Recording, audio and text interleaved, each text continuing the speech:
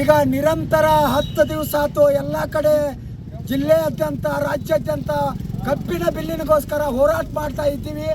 ಸರ್ಕಾರ ಇನ್ನೂವರೆಗೆ ಕಣ್ಣು ಮುಚ್ಚಿ ಕುಂತಿತ್ತು, ಇವತ್ತು ಕಣ್ಣು ತೆರೆದೈತಿ.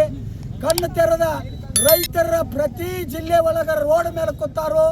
ಈ ತಕ್ಷಣ ಒಂದು 4-5 ಗಂಟೆ ಒಳಗಾಗಿ ಈ ರೈತರ ಬೇಡಿಕೆ 3500 ಐತಿ, ಅದನ್ನು ಕೊಡಿಸಿ ಫ್ಯಾಕ್ಟ್ರಿಯವರಿಗೆ ಜೊತೆ ಮಾತಾಡಕತ್ತೀರಿ. 11 ಗಂಟೆಗೆ ಮಾತಾಡ್ರಿ, ಏನಾರೇ ವಜ್ಜೆ ಹಾಕಿ ಅದನ್ನು ಕೊಡಿಸುವಂಥ ವ್ಯವಸ್ಥೆ ಮಾನ್ಯ ಮುಖ್ಯಮಂತ್ರಿ ಅವರ ಮಾಡಲೇಬೇಕು. ಮಾಡಿ 5 ಗಂಟೆ ಒಳಗಾಗಿ ಈ ಪ್ರತಿ ಜಿಲ್ಲೆ ಒಳಗೆ ರೈತರು ಅನ್ಕೋತಾರಲ್ಲ ರೋಡ್ ಮೇಲೆ, ಅವರಿಗೆ ಖುಷಿ ಕೊಡುವಂಥ ವ್ಯವಸ್ಥೆ ಸಿದ್ದರಾಮಯ್ಯನ ಸರ್ಕಾರ ಮಾಡ್ತೈತೆ ಅಂತೇಳಿ ಒಂದು ಆಸೆ ಇಟ್ಕೊಂಡು ಇನ್ನೂ ರೋಡ್ ಮೇಲೆ ಕೂತಿದ್ದೀವಿ. ಮತ್ತು ಈಗ 8 ದಿವಸ ಆಯ್ತು ಎಲ್ಲ ಕಡೆ ಬಂದು ಕರೆ ಕೊಟ್ಟ ಎಲ್ಲ ಕಡೆ ಹರಾಸ್ಮೆಂಟ್ ಆಗೈತಿ.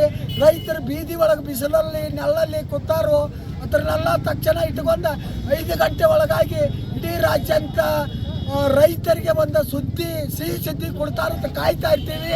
ಸಿದ್ದರಾಮಯ್ಯನವರೇ ಒಳ್ಳೆ ಸುದ್ದಿ ಕೊಡ್ರಿ, ನಿಮಗೆ ಸ್ವಾಗತ ಹೇಳ್ತೀವಿ. ಇಲ್ಲ ಅಂದ್ರೆ ಚಳಿಗಾಲ ಅಧಿವೇಶನಕ್ಕೆ ನೀವು ಬರೋದು ಬಿರಿ ಆಕತ್ತೆ ಅಂತೇಳಿ ಈ ಸಂದರ್ಭದಲ್ಲಿ ಹೇಳಕ್ಕೆ ಇಷ್ಟ. ಯಾವ ರೀತಿ ಪ್ರತಿಭಟನೆ ಮಾಡ್ರಿ?